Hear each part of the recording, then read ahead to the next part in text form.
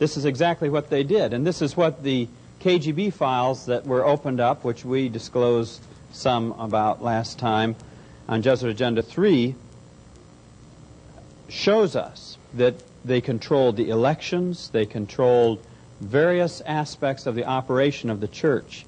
Now, there's been a lot of talk about Kulikov, and there's been a real propaganda blitz by the General Conference structure to try to vindicate him. Union papers and the Adventist Review and sermons by Bob Falkenberg around the country and around the world trying to discredit what we have found and what we have come out with.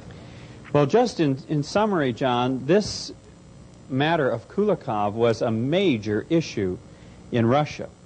And the Kulikov file materials start about 1978 and are a series of letters and notations by General Conference men as they were trying to come to grips with the phenomenon of Kulikov and his rise to power in Russia. And to just give it in a nutshell, there was tremendous consternation in Russia because Kulikov appeared on the scene. He was working hand in glove with the state authorities, with the atheistic authorities. He would come into an area and he would split the church. He would take dissenters or people who had been disfellowshipped and form a new congregation and then go to the authorities and have that recognized as being the registered church. And the main church body, which did not want to accept his ideas about sending children to school on Sabbath, who wanted to remain faithful Seventh-day Adventists, were left out in the cold as being unregistered and illegal. That sounds like what Phil Dunham did in Oregon. It's that the was same his tactic. It's the same kind of tactics. And we find that in some cases thousands of Russians appealed to the General Conference for help in dealing with Kulikov. They sent letter after letter, and at first the General Conference men were quite upset with Kulikov for wanting to send the children to school on Sabbath. They could not see light in what he was proposing. But as we know, the sad story is that eventually Kulikov gained power and took over. I'd like to just read a letter or two. Would you be interested in? And this is from pages 66 and 67 in this book, the Kulikov file. Now, what are you making this Kulikov file available for to your supporters? For a gift of $10. Okay. I tell you, I'd like to have the Kulikov file.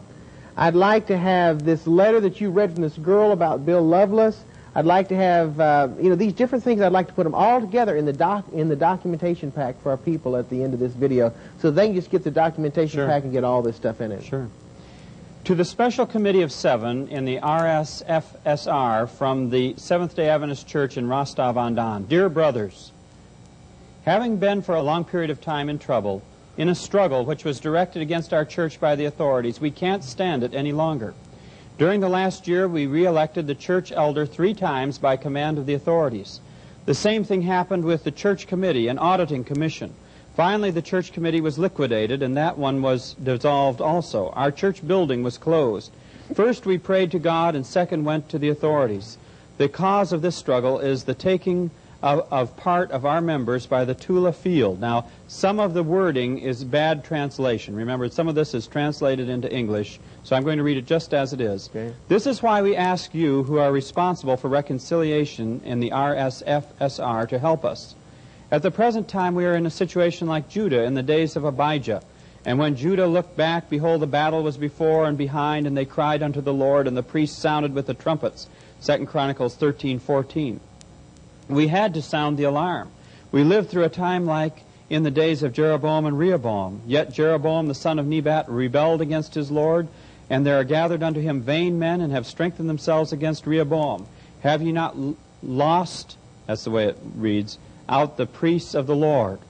This is the picture of Kulikov and his supporters, their actions in the RSFSR, and especially in the South, creating with the help of police and authorities churches in towns where a church had long been established.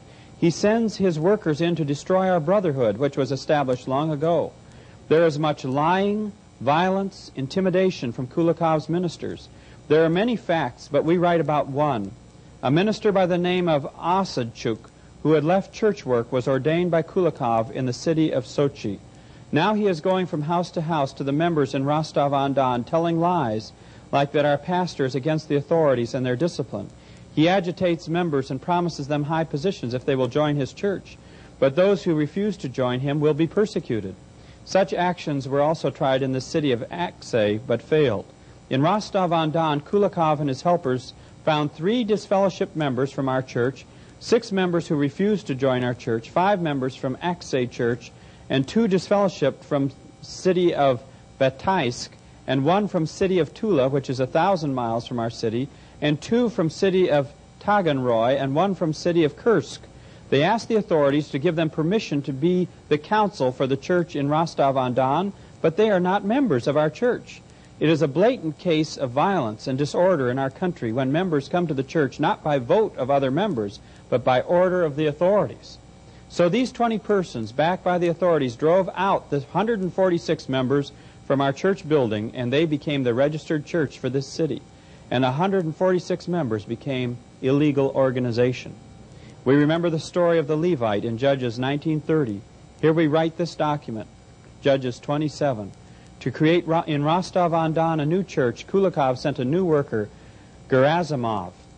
It is high time, dear brother, to proclaim that people should not go to Kulikov, but he, with the help of police, divides churches not only in Rostov-on-Don. It is not the work of God. During the meeting in Moscow on August 20, 1978, Pearson and Lone said that to create new churches where a church already is not according to the Adventist plan. It is the devil's work. True workers would not do such things. We ask you, brothers, to pay attention to our situation. That's just one letter, and there's letter after letter of people desperate. From page 26 of the Kulikov file, many of our congregations are making efforts to become registered, but the authorities refuse. The reason is that the atheists cannot put their own people in each church because the loyal Christians did not agree to this. Therefore, the atheists refused to register them. Kulikov and Parisay agreed to the conditions of the atheists, so they received recognition. Kulikov is causing confusion and disorder among the churches and causing the division to become wider than ever. The atheists are happy for the trouble he is causing in the churches. One day the ministers met together and presented Kulikov with evidence that he is guilty of serious negligence in the performance of his duties as a minister. He promised that he would do his best to separate himself from the atheists, but said he must consult with them before he could do it. He went and talked with them, but they refused him. The atheists told Kulikov to continue with his work. He is continuing like Balaam his work against the churches. Isn't that something? From page 36 of this book, another letter. I asked Brother Panasuk why the other side, that is the faithful Seventh-day Adventists who are resisting Kulikov, is so fearful regarding Elder Pearson's visits. The Elder Pearson, as GC president at that time, was coming over to Russia. He answered that they fear the General Conference will appear to support the Kulikov group so much that the authorities can go ahead and create difficulties for the fanatics, and nobody will care. They believe the authorities are planning to increase persecution of dissidents, and the other side will be considered dissidents if the General Conference appears to side with the Kulikov group. So it was a major, massive struggle going on with churches being split up and Kulikov working hand in glove with the authorities, which corroborates and corresponds with the material that we showed in Jesuit Agenda 3 regarding the agent Svetlov, who was elected to be the senior minister. And incidentally, in these letters, that term senior minister is applied to Kulikov again and again and again. I had a very high opinion of Robert H. Pearson. I hope you don't burst my bubble, but where was Robert H. Pearson in all of this, Bob? Well, he was trying to come to grips with it in the early stages. And really, it seems to me that Neil Wilson was more the one that moved in and solidly supported. I believe that's obvious with everybody, that Neil Wilson was the one that orchestrated all of this. From page 59 of the book, to some extent, people in our country, such as Kulikov, Parisay, and Zukaluk, so-called preachers in the Seventh-day Adventist churches, are carrying out work in favor of atheism in the churches, covering themselves under your name. Lately, with the help of Parisay and Kulikov, the atheists are cunningly and by force trying to further the purposes of atheism and hinder the work of God in the districts and provinces. At the same time, the atheists are planting their own people in every church. Dear brother, they are trying to accomplish as much as they can before your arrival. The atheists plan to make use of your visit and prestige to back their plans. For example, Kulikov, Parisset, and others. They want your blessing so that they can achieve their aims. But these persons have lost their prestige in the churches and hope to make use of your visit to restore it. This is why the government again permitted Kulikov to travel to Washington to see you on April 4, 1978, in order that he might complete the arrangements. It just gives us a real picture of what was going on behind the scenes. I have here a letter, John, from Richard Wurmbrand. Do you know who he is? I've heard the name, yes. Would you be interested in hearing that? Sure. It's written to the General Conference, and it talks about Kulikov. This was written about 12 years ago. Now, he's not a Seventh-day Adventist, Not right? a Seventh-day Adventist. He was a Jewish Christian pastor. Persecuted for his faith. Persecuted for his faith, who ran a mission of assisting persecuted Christians in communist countries. Right. And he's writing to the General Conference here. He says, "Dear brethren, your article about depression was highly appreciated. I am a Jewish Christian pastor who have been persecuted since childhood for being a Jew. Almost our entire family perished in the Holocaust. After I became a Christian and a pastor, I was in Nazi prisons and then in communist jails for 14 years. Now in America, I lead a mission which helps the Christians persecuted in communist countries. Every day I read reports about Christians who are imprisoned, tortured, and killed there." This was before Glasnost and Perestroika. "This does not depress me, but what weighs upon me is the unloving attitude of American Christians toward their persecuted brethren. Your magazine is an example of this. In your article about Russia, you find similarity between Marx and God's promises. How can one be a Christian teacher if he does not distinguish between what one says and what one does? I send you my book, Was Karl Marx a Satanist?, with plenty of quotations from Marx. He says verbatimly that he wishes to ruin the world. To success in this and to catch naives, they speak about beautiful plans for the world. Are you not aware that the language of criminal seduction and that of love are the same? If I wish a girl for one night to throw her away afterwards like a dirty rag, I will tell her I love you. I will say the same if I wish a girl for honest marriage. Before finding similarity between Marxism and God's promises, you should have studied Marx and Lenin.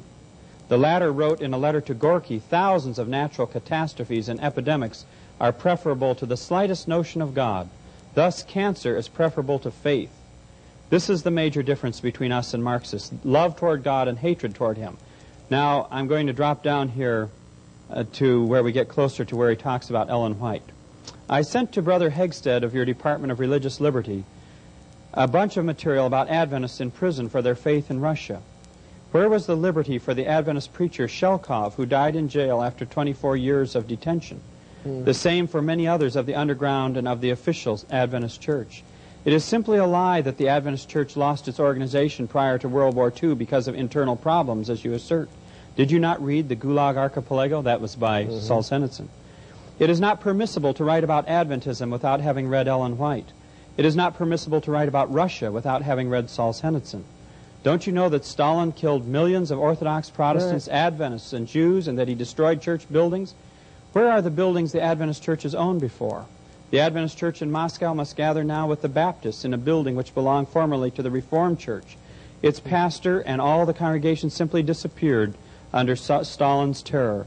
You praise the Russian Adventist leader Kulikov for urging cooperation with the government authorities. This was 12 years ago now.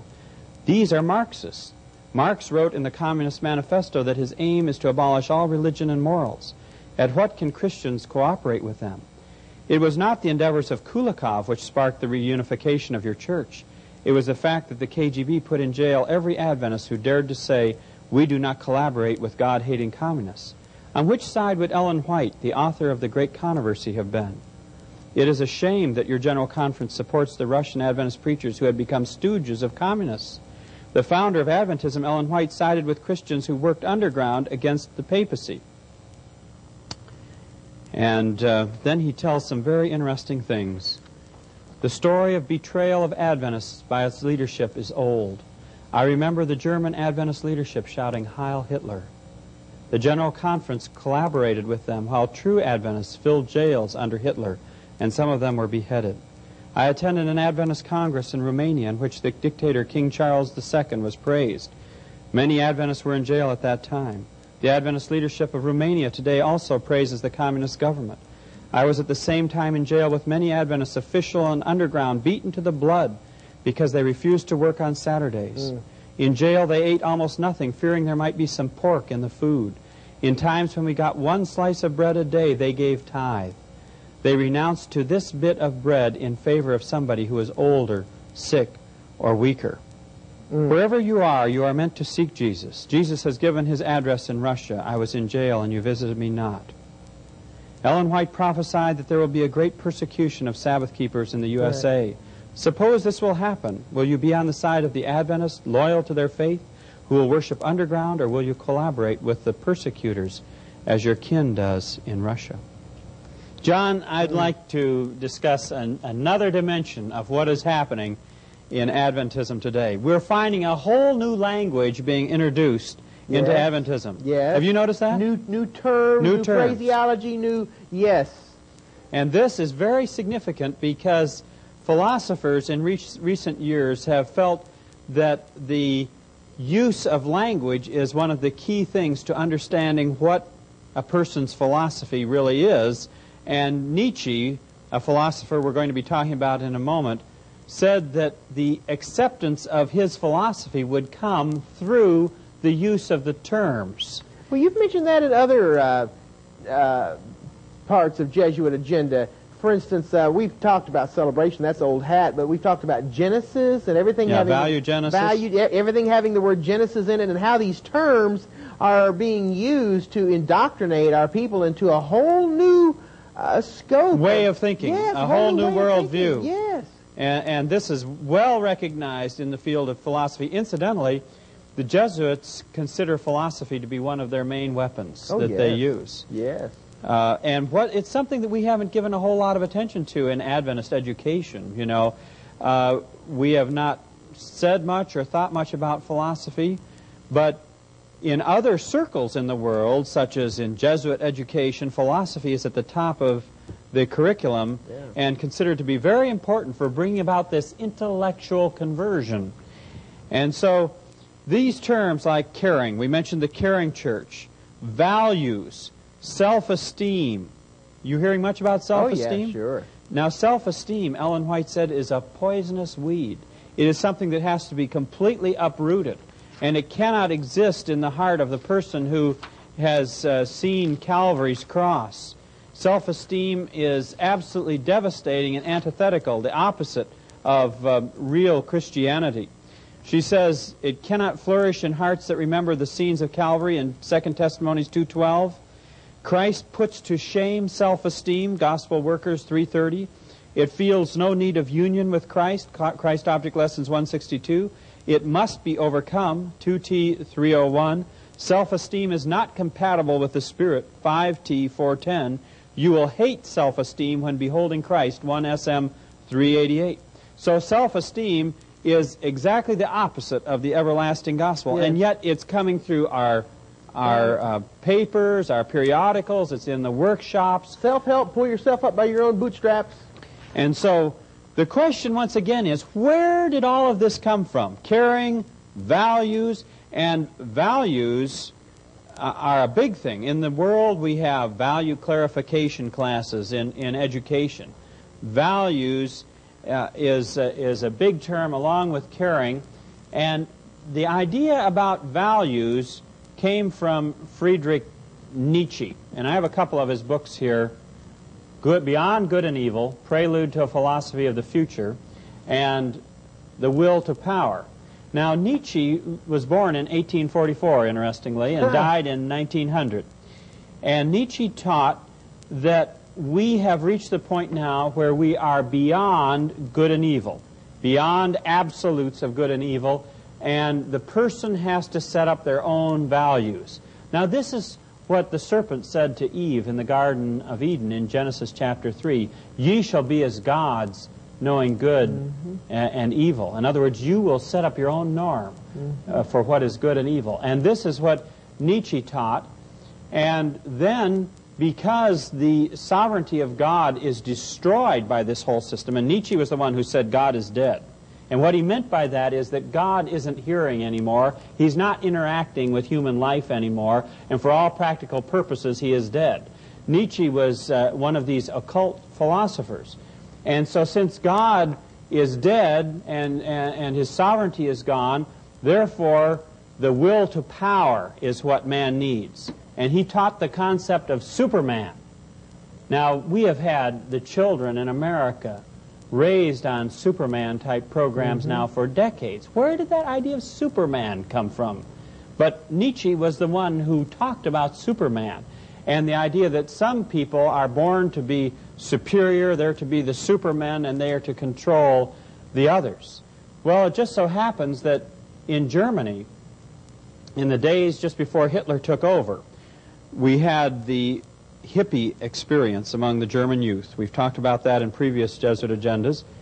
And these hippies, they were called the Birds of Passage. They were the Wandervogel. They dressed up in colorful garb. They were middle-class kids, and they wandered all over Germany. And they would go into the woods and build a campfire, and they'd sit around reading Nietzsche. Nietzsche was the big philosopher that was shaping their thinking and their mind. Hitler valued Nietzsche so much that he sent the complete works of Nietzsche to Mussolini as a gift. And so Hitler read Nietzsche and had drunken in his philosophy. And this concept of the will to power was very fundamental to Hitler. He wanted to have the dominant will, and he even produced a tremendous film of Nazi propaganda, The Triumph of the Will. And he stressed this matter of the will and the super race. Instead of Superman, it was the super race, the Aryan race that would dominate the rest of the world. Likewise, in communism, we have Trotsky in the Revolution talking about the superhuman being that would be created by the communist system of social engineering. They would produce a superior, super human being.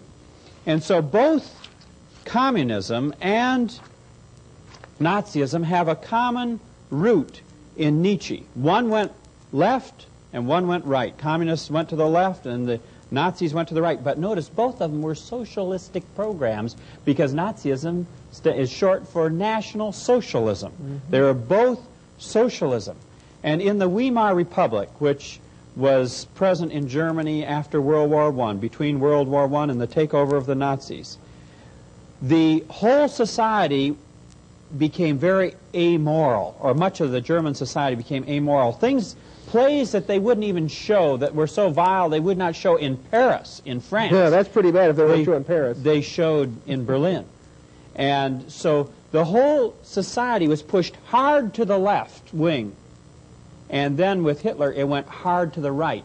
Now, we're seeing a same type of thing developing in America now, left-wing movements and right-wing movements. Sure. And as we noted in the last campaign, you had a number of Jesuits running. You had Jerry Brown, who was Jesuit trained, in the left wing. You had Pat Buchanan on the right wing, covering that territory, and Bill Clinton in the middle, Jesuit trained. So left wing, right wing, and middle were all. But Bill Clinton's campaign was premised on the idea of appealing to all the interest groups, and he's already pushing things hard to the left. Now, he's already reneged on his promises regarding taxes, and he is pushing this homosexual issue. And so he's pushing things hard to the left. I remember in one of the inaugural balls, they showed him playing his saxophone with jazz and rock-type groups. With sunglasses on. Yes, yes. And I thought, what kind of a president? That's our president. What are we into now? What is behind this man that makes him this way? But see, this is what happened in the Weimar Republic. And then before long, there was violence in the streets.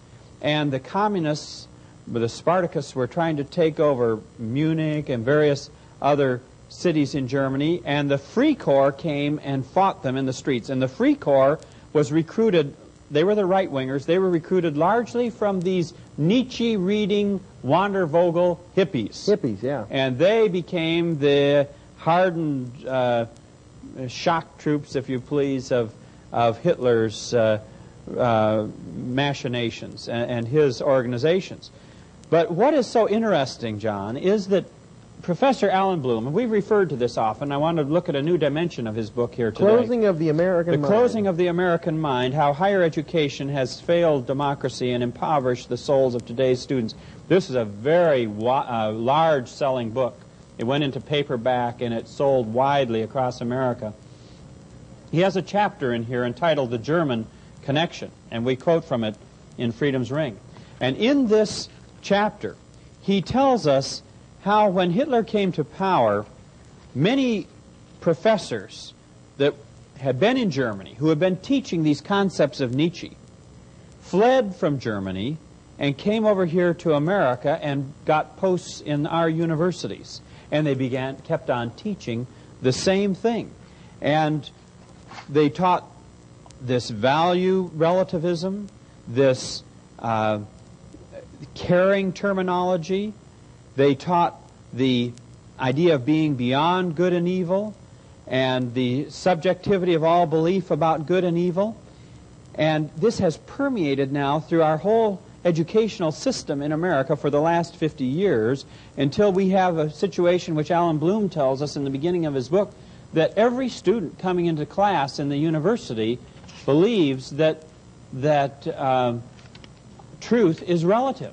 And this has taken hold in Adventism. Right and wrong is relative.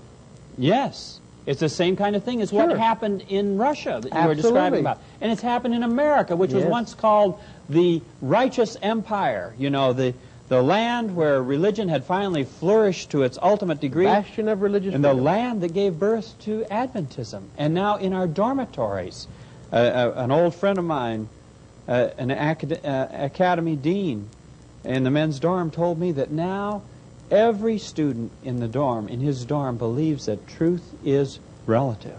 So this is this relativity of truth. Remember, we just talked about that earlier in this video, that this was a concept that the Jesuits had. Absolutely. It undermined the idea of the absolutes of good and evil No more and made absolutes. truth relative. Right. Now, Nietzsche is the most broadly based philosophical concept that is abroad in America today. I didn't bring Richard Tarnus's book, The Passion of the Western Mind, but he has a chapter where he tells of how this philosophy of Nietzsche and these concepts of Nietzsche are the philosophical pattern of America today. And Alan Bloom concurs in that. So this value relativism has created a situation in America now where the old concepts of good and evil, of right and wrong, of the absolutes of the moral law have been destroyed in the minds of the people, and the people are now prepared for a new order of things, a new order of thinking. And you know, it's interesting that Bill Clinton has been talking about reinventing America.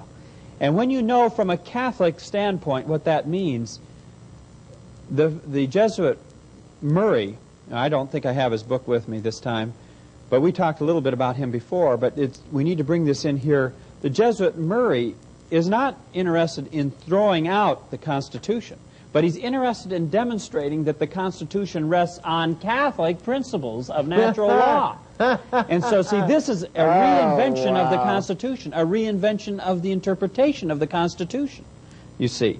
And so it remains yet to be seen the full implications of what is going to happen economically in our country and in the field of law.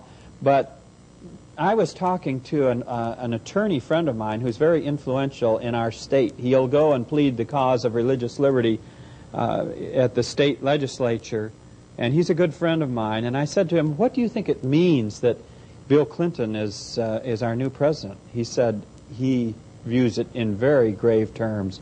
For as far as individual freedoms go, he says we're going to move in the direction of socialism so rapidly now with Bill in charge there. And you notice in the Wall Street Journal, for example, every day in the headline news, in the section that deals with the concise appraisal of developments that have happened in the last day, right almost invariably at the top is a new dimension of Bill Clinton's economic package. There is enormous work being done behind the scenes to generate a whole new economic approach here in America, and it's going to be very interesting to see what all of this develops into. Now, Alan Bloom tells us that it is most amazing that the philosophies of Nietzsche gain control in America. because Nietzsche abhorred the whole way America functioned. He was a nationalist philosopher, and he didn't relate at all to America. And how is it that Americans adopted the philosophy that finally led to the rise of Nazism in Germany, with the destruction of absolutes gone, then finally a man with the will to power, with a simple message of overmastering will, became the Führer, the leader, and the people fell into line because they did not have the alternative anymore in their philosophical and theological and moral makeup to appeal to a sovereign God who is above all men, who had absolutes that were beyond what a government could impose upon them. And that, of course, is the basis of liberty, the authority of God, like we said at the beginning. If we don't have that authority of God, we lose human liberty. And we are in that process now in America. Freud was a major advocate of concepts similar to Nietzsche. He built on Nietzsche.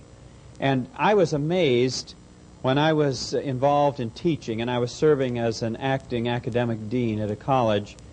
We had a seminary professor come in to the college, and we were supposed to examine him that day as to his fitness for being our next academic dean. I was just acting dean in an interlude there for about 2 years or so. And this man was from the seminary. He was a professor of church growth. And he brought his materials. Had he been to Fuller? I don't know. But he brought his materials, and as I opened them up, I was appalled. Freudian psychology all through. And he wanted to make all of the members of churches little miniature counselors based on Freudian psychology and various schools of psychology. And so I really examined him in front of the staff, and at the end of the day, they concluded that he would not work as a new academic dean.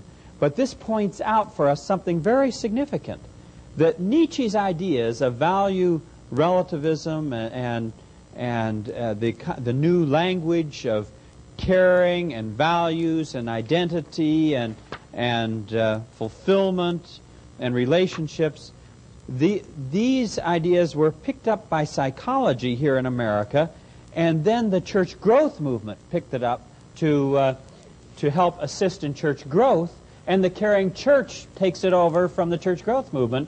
But someone has to ask the question, where did it all come from? What are the roots of the whole thing? And that's what Alan Bloom asked here. This is what our people don't ask.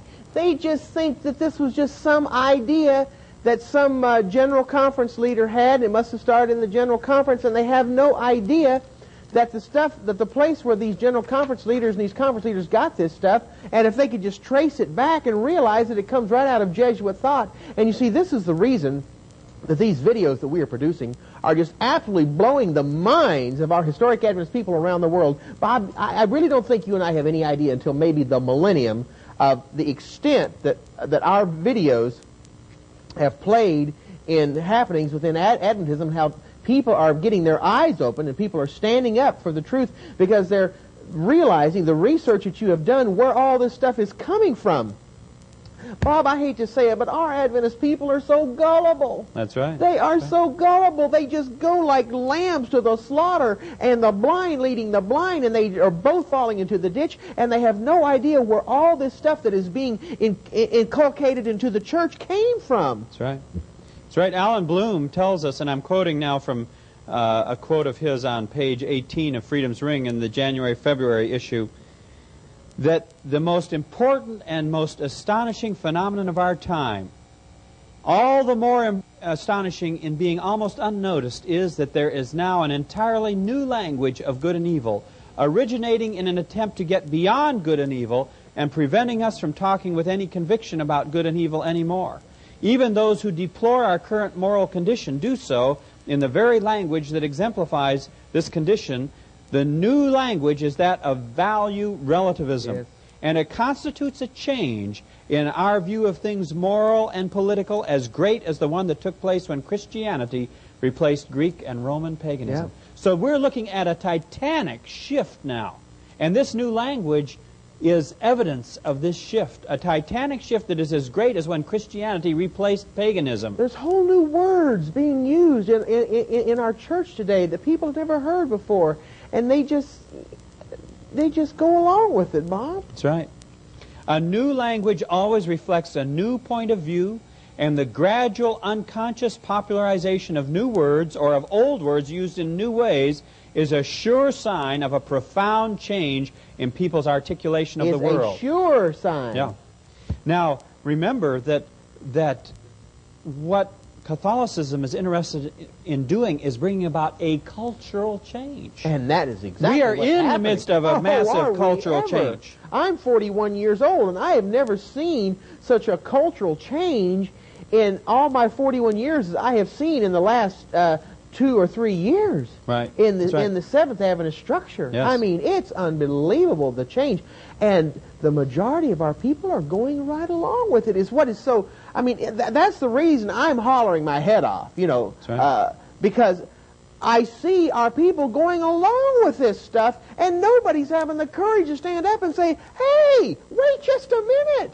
Why are we doing this? Why is this happening?" You know, blowing the whistle on these guys and say, "What? You know, where is this coming from? Why are we doing this?" And because we have been raised as Adventists in the philosophy that if our leadership says it's okay and the conference sprinkles holy water on it and blesses it, that it's got to be okay. That's right. That they are the voice of God, and if they say that black is white and white is black, then get up, that's the way it is. That's right. Because we have been raised in an Adventist environment, dare I say it, of cadaver obedience. Yeah. That if it comes out of the conference office, it's got to be of God. That's right. Now, we hear about conflict resolution today. Lead Consultants has a whole course in it, for example, and I have a friend who used to be in hypnotism, and he has told me that that whole course is loaded with hypnotism. But notice, those who are interested in conflict resolution, this is from Alan Bloom, and I'm reading from Freedom's Ring now, page 19 of January-February of '93. Those who are interested in conflict resolution find it much easier to reduce the tension between values than the tension between good and evil. If you can get people off of believing in the absolutes of good and evil, you see, that's the diabolical idea here, and get them to erect a value system, then you can get them to just adjust that. And then this other person adjusts it, and they get closer and closer and closer and closer. That's what we've done with the three angels message. You know, we get off of, and we have invented a new gospel. That's right. It's a new gospel. You see, we have invented self-esteem. That's right. We have invented in the Seventh-day Adventist corporate structure a new gospel. The three angels message is no longer the everlasting gospel. Right. We have invented. The conference has invented a new gospel now and held it out to our people and say, this is the gospel. You know, the stuff that you hear on It Is Written and our programs, the stuff that you're reading in our periodicals, the stuff you're reading from Morris Venden, and all, you know, this is the new gospel. Well, you know, you don't hear anything about the three angels message anymore. You know, because we have concocted a new gospel and said, you know, don't pay any attention to what these these lunatic fringe are saying. You know, this is the gospel now. You know, just love, love, love. This is the new gospel. That's right. And our people have just swallowed it. Values, identity, caring. You know, caring and dealing with social issues, you know, on AIDS and premarital sex and stress, and, you know, and the environment. That's right. And the trips to Israel, you know, and getting to know Jesus, you know. Listen, that is not the gospel. That's right. That's right.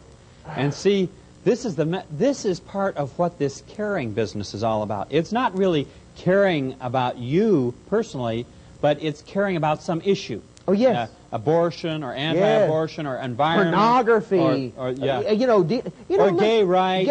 On and on and on and on, you know. And this is part of what caring means in this generation. For instance, you know, Hillary Clinton is really big on all these kind of issues. Sure. Children's issues or this issue. And this is part of the phenomenon of what happens when people get involved in value relativism, because having given up the values of good or the truths, the absolutes of good and evil, and establishing their own values, then they know that if they're prepared to even die for this cause, you know, the environment or whatever the Greenpeace people or whatever, that's looked upon as being very noble. You're committed. You're concerned. You're a caring person, you see. And what do they propagate in the Adventist Review and on this video online? You know, how the people are so dedicated to building this float for the Rose Parade. Yes, that's it. Oh, that's give me a break. Building a float for the Rose Parade and showing the dedication of such people. They will give their hard-earned money and come out at 4 o'clock in the morning, and oh, how exciting it is to build this float for the Rose Parade. You know, we have totally lost our vision as a people. What was the float about? The environment, wasn't it? Totally. Caring for nature. About the environment, Caring having these little creatures yeah. dancing and doing all this stuff and having, you know, and that's all it is the environment. You know, they have totally lost the concept of preaching our three angels' message to the world. All we want to do is do public relations and get our name and have everybody like us.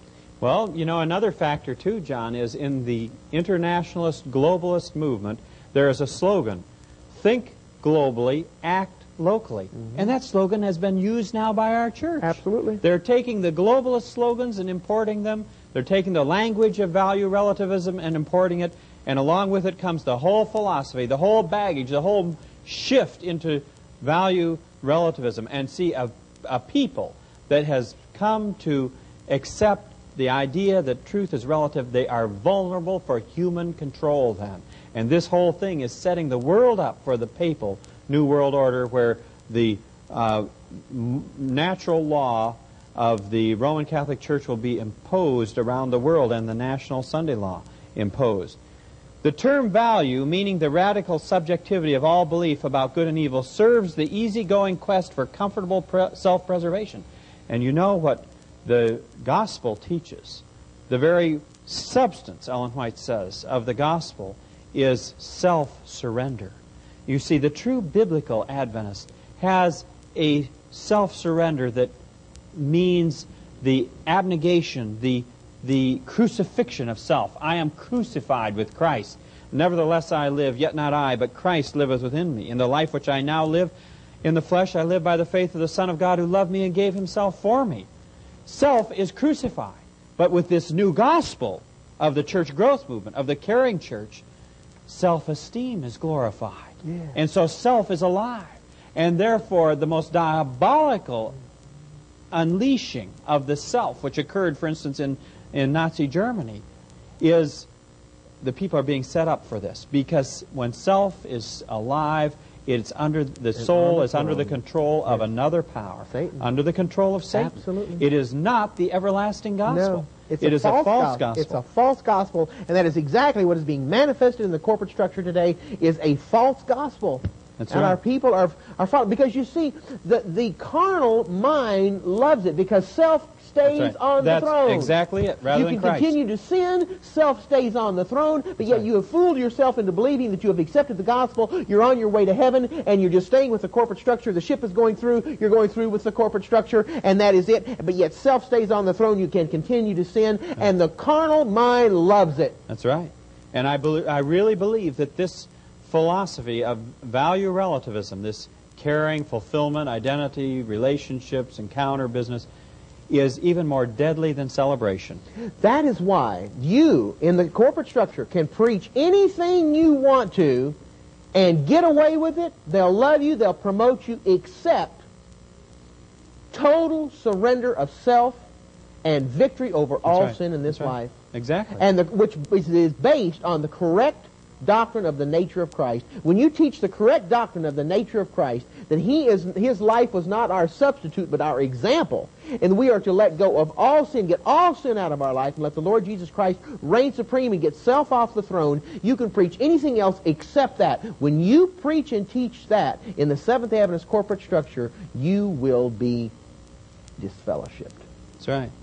And this is this business of self-esteem, which has become the new gospel, and the value relativism is such that the one category of person that is intolerable is the person who still believes in the absolutes of good and evil, yes. the absolutes of God's law.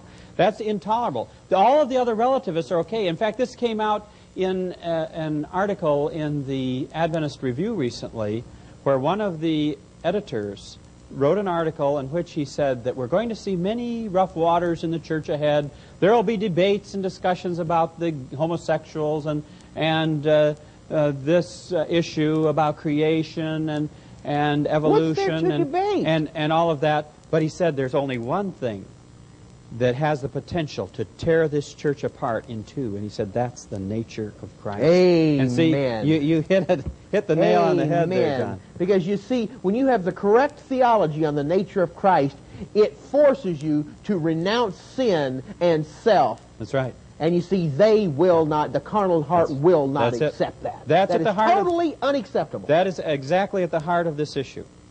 Now, Alan Bloom says, and I'm reading from page 19 here in Freedom's Ring again, this longing to shuck off constraints and have one peaceful, happy world. Isn't that the mode of our time? Yeah. Shuck off constraints, have one peaceful, happy world is the first of the affinities between our real American world and that of German philosophy in its most advanced form. And he's talking about German philosophy that came over in the time of Hitler to our society here.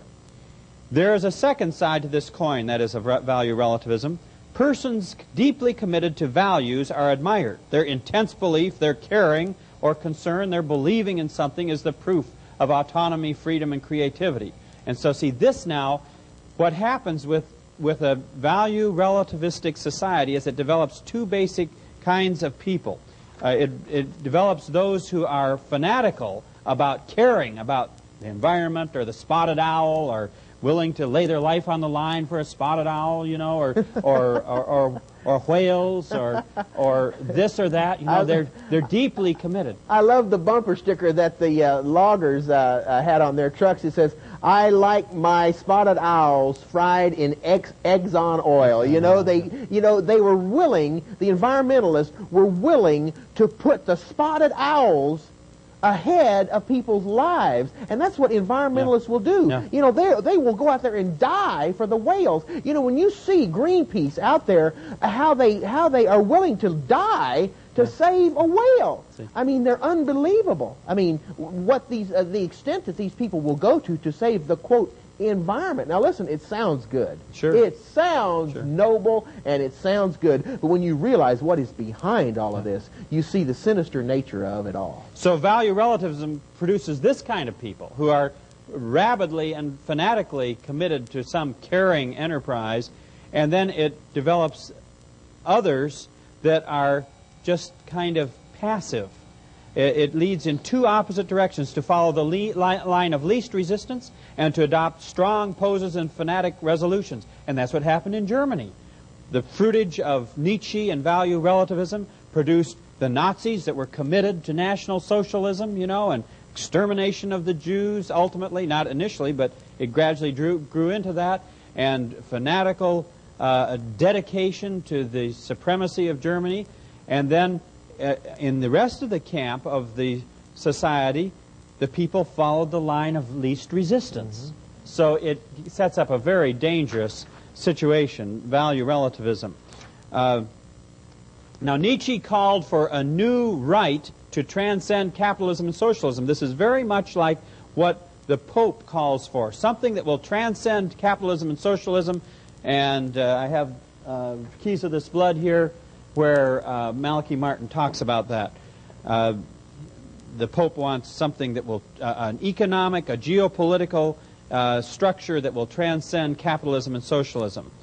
So America then adopted Nietzsche's philosophy, and it became everyday fare in the United States. The therapies that the psychologists, now when people have some kind of mental distress or problem, who do they go to see? The psychologist. Sure. They go for the psychologist and they get various forms of psychological treatment. And Alan Bloom, I'm reading here from page 21 in Freedom's Ring, he says, quote, "In politics, in entertainment, in religion, everywhere we find the language connected with Nietzsche's value revolution.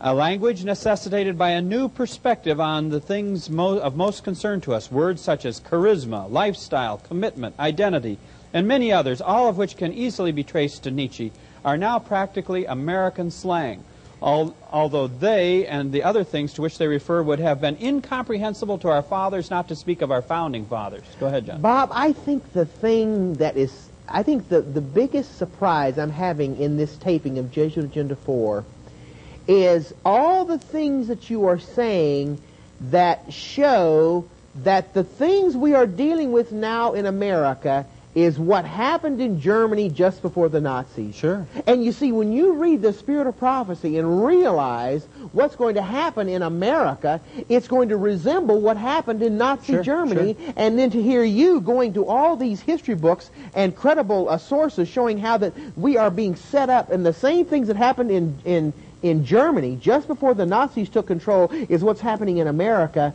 It's just astounding. Yeah, it is. Now he tells of an experience he had to illustrate this. This is Alan Bloom. A few years ago I chatted with a taxi driver in Atlanta who told me he had just gotten out of prison where he had served time for peddling dope. Happily, he had undergone therapy. I asked him what kind. He responded, all kinds, depth psychology, transactional analysis, but what I liked best was Gestalt. Some of the German ideas did not even require English words to become the language of the people. What an extraordinary thing it is that high-class talk from what was the peak of Western intellectual life in Germany has become as natural as chewing gum on American streets. If we repeat the history, if America repeats the history of Nazi Germany, instead of being the Jews that are persecuted and exterminated, it's going to be you know who? The Sabbatarians. Yes, of course. And you know who was responsible for more Jews being slaughtered than any other race? Fellow Jews. The Jews turned on their own. Yeah, sure. And turned them in to the Nazis. Yeah. I mean, history tells us how that Jews would turn on other Jews and turn them into the Nazis to save their own skin, and that is exactly what Mrs. White said would happen with Adventists, that they will turn on themselves, and those that have sat in the pews next to us will turn and be our worst enemies, and be those that turn us into the Catholics, she says in the Spalding McGann collection. Yeah. I think it's page 2. Unbelievable. Do you know what the first group was that was put in the concentration camp at Dachau? It wasn't the Jews. The dissidents. The dissidents. They were the first ones to go. What are we called? We are called the dissidents. You see, the faithful, true, historic Adventists are called, the word that describes us is dissidents. Yeah. And it was the dissidents that were first put in the concentration camps by the Nazis. Listen, it doesn't take a rocket scientist to figure out that the first ones that they are going to try to clamp down on, and already are clamping down on, are the dissidents. Those of us who dare to raise our voice and protest in the churches to the things that are going on. That's right. It indeed had had its effect on this taxi driver, that is the therapy. He said that he had found his identity and learned to like himself. Ever heard that? Yes. A generation earlier, Alan Bloom says, he would have found God and learned to despise himself as a sinner. Look at the contrast. Now he's found himself and learned to like himself.